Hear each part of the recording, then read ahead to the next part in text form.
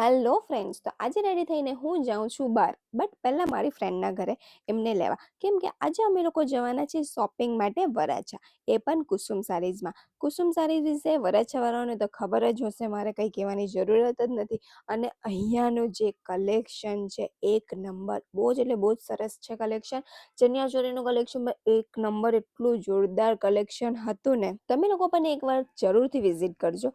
Mirror જોઈને આપણાથી તો રહેવાય નહીં, એટલે મિરર સેલ્ફી તો લેવી પડે. હવે આટલી બધી શોપિંગ કરી હોય તો ભૂખ કોને નહીં લાગે. એટલે અમે લોકો આવી ગયા અમૃતમમાં. અહીંયા અમે ટ્રાય કરી વેજીટેબલ સેન્ડવિચ અને ગ્રીલ સેન્ડવિચ, અને આ બંનેનો ટેસ્ટ એટલો જોરદાર હતો ને.